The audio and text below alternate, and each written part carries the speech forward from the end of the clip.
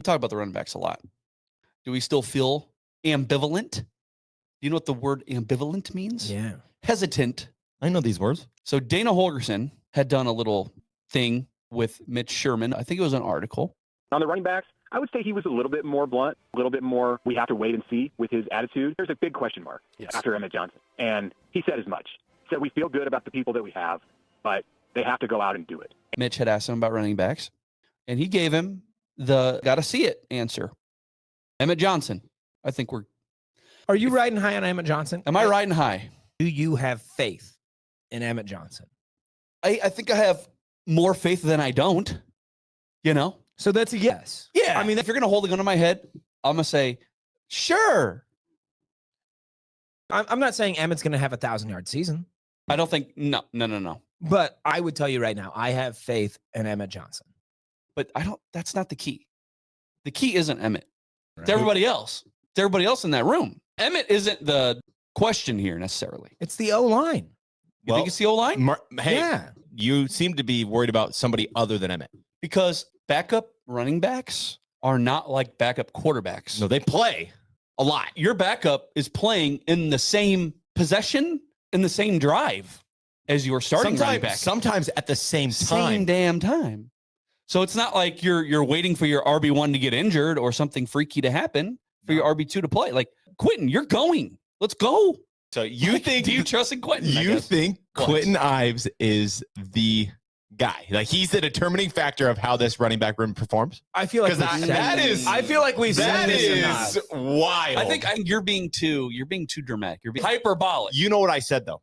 If Quentin Ives does not perform well at Nebraska, it'll make me question rules, talent development, make me question everything. Barthel. The dude has shoved Quentin Ives down our throat for the last 2 years. And we haven't seen anything besides a touchdown against Boston College. So if Quentin Ives isn't good, I'm scratching my head just a little bit. I'm just saying, sure. Jared, you're talking about Emmett Johnson. We have at least a respectable amount of trust for, right? And we're looking for like the next linchpin. What is your biggest concern in the running back room? Depth. Yeah. Maybe it's eye test. Maybe it's I watch other teams and I go, that running back is good. I see it. And yeah, I see glimpses from Emmett. I do. I see glimpses. He can catch the ball really well. He's a hard runner. He runs really hard. Like, I don't think you don't really look at him and go, whoa, that dude's different. You remember the last whoa running back in Nebraska? Maurice Washington was whoa. Okay. No, he was whoa. Now I wasn't going to say anything. Yeah, no, but that was literally the last one that we've had. Sure.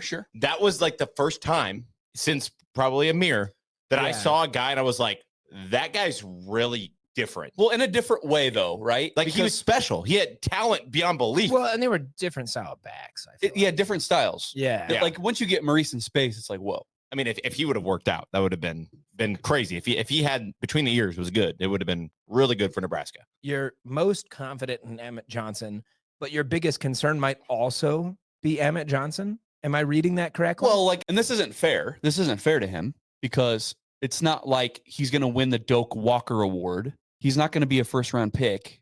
So it's not fair to put this expectation on him. Like, he's not a game changer. He's not a dude that you look at and go, whoa, that dude's fucking different.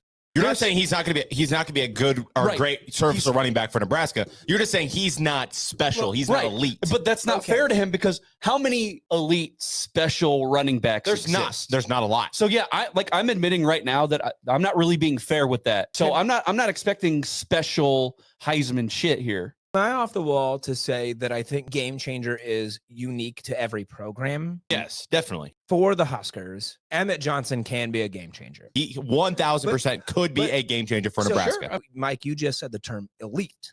Elite to me is a national term. Amir was an elite running back in college football. But you're comparing across the entire nation. Yes. Right. I think game changer is program specific. Emmett Johnson can be that. And a lot of times he has been. But I would agree with the fact that he's not like an elite running back when you compare against all 132 teams, 136. Enough. Maybe that's a skill issue on my part. Is I'm not using the right words. No, I'm just trying to game changer. I shouldn't have said that. Maybe I should. Game changer is tricky because it is tricky because you're right. It depends kind of what the system you're running and everything. Him and Holgerson, they gelled really well at the end of the year, and Emmett. He's good in space. He's good at catching the ball. He's good in pass pro, but we haven't seen him be the feature back for a long season when you get into October and November when things get cold. And I hope that he can hold up in the Big Ten. Because like you said, you're going to need 2, 3, 4 running backs to get through the season. And so the depth is my biggest question mark with this running back room. Who's next? What happens if Emmett tweaks his ankle? Because that could very well happen. That could happen on the first freaking play. And then what? And it's the Ive show, or like Jamarian Parker, is he going to play right away? Like saying it out loud when it's July and you say your RB4 might actually be like an RB2 in a way. It sounds crazy in July, but once you're in October, November, you might see flashes of that RB4. Now, injuries dictate what happens and everything. We acknowledge Emmett's versatility and how he's able to do these different things for Dana. Now, does that come at a cost where it's overusage and those legs get a little heavy by the time game 8 hits? And it's the Ives show, and then it's the Conor Booth show, or it's the Jamarian Parker show. Maybe if it's the Conor Booth show, in 2025, something really bad happened, and that means E-Money probably was not available. Well, Makai Nelson, right? Makai Nelson, I think. I think Makai Nelson. There we go. That's what I think he's kind of like the dark horse for RB2, in my opinion. You said for RB2? Yeah, for RB2. Maybe I'm being too optimistic, and I'm trying to work that out of myself. No, you should. Hey, don't ever apologize. Yeah, for your bad takes. For your terrible opinion. No. I think stop. Dana Holgorsen is a phenomenal OC. I think he fits the system really well. I don't see him overworking Emmett Johnson, because if we're sitting in this room talking about you can't overwork this guy, for us to think that Dana doesn't see that as well would be naive. He's going to know.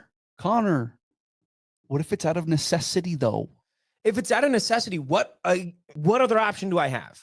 You have none. If it's That's what we're literally saying. out of We have no depth. That's what we're saying. He is the guy. I'm not saying like if Dana can really help it. No, but if it gets to that point, if injuries are going to happen, it's just the nature of Husker football. We're going to have injuries, and they're always going to come at the worst time. Let's just I had a point here. No, you're it's not going You want to know the point? Hey, let me tell you the point. Ready?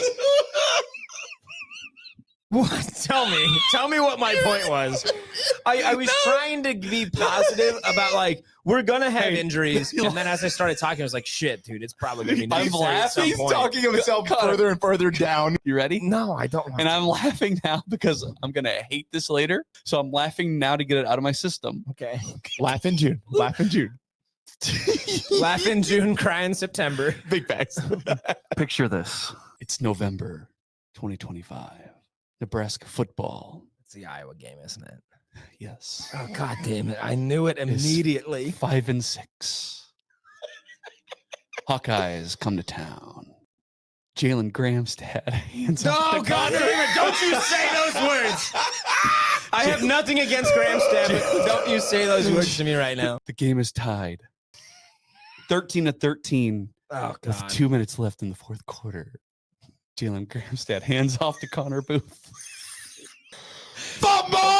Field goal for Iowa to walk it off. Hey, you guys finished that last part. Were we correct in where you were going? All I said was Jalyn Gramstad hands off to Conor Booth. The rest was all you guys. It could have been Connor. And see, and this is where Kyle Crooks would come in very handy. Breaks a tackle. He's at the 5. He dives for a touchdown. But he touchdown, fumbled Nebraska. What? But he fumbled out the end zone. Oh no! It's a touchback. Oh, Kyle Crooks, you're in for one, buddy. Gramstad to Conor Booth is the ultimate coach's son backfield.